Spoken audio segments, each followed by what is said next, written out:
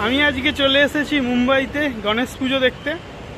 আর মুম্বাইয়ের বেশিরভাগ বড় গণেশ পুজোগুলোই হয় লালবাগ এবং পারেল অঞ্চলে।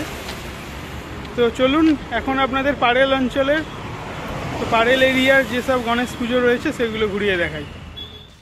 আমি এখন রয়েছি পারেলচা মহারাজা প্যান্ডেলের সামনে। এটি তাদের এবারের পুজোর মেন গেট।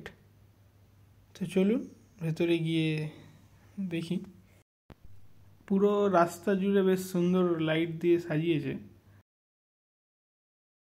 এই পারেলচা মহারাজা পুজোটি অর্গানাইজ করে পারেল সার্বজনিক উৎসব মণ্ডল। মুম্বাইয়ের সমস্ত গণেশ পুজোর ঠাকুরেরই উচ্চতা হয় প্রায় 2 তলা বাড়ির সমান। আর তার মধ্যে এবারে এই পুজোর ঠাকুরটি বেশ ভীষণ ফেমাস, কারণ এই যে বিশাল বড় মূর্তিটি, এটা পুরোটাই রয়েছে ভাসমান অবস্থায়। তো শিল্পী অরুণ দত্তে এই মূর্তিটি বানিয়েছেন।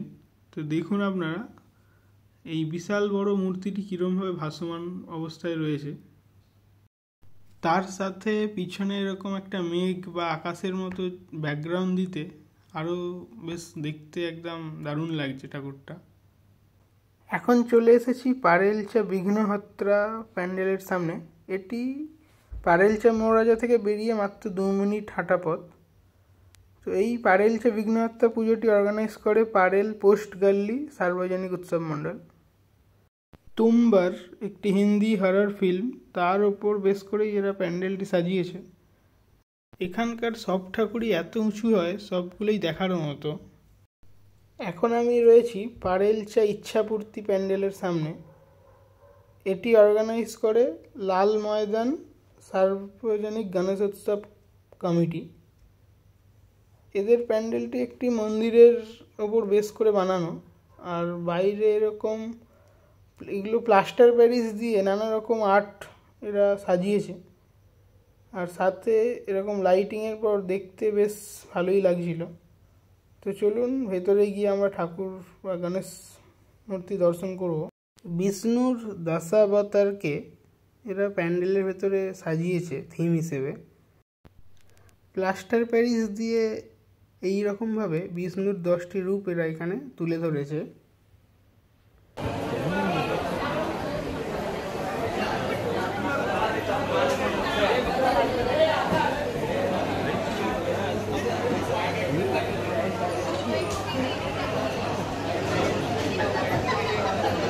গণেশ ঠাকুরের দুই পাশেও মৎস্য, পরশুরাম বা কৃষ্ণ, রাম আরও যেসব রূপ রয়েছে বিষ্ণুর, সেই রকমভাবে এরা এক একটি রূপ এখানে সাজিয়েছে।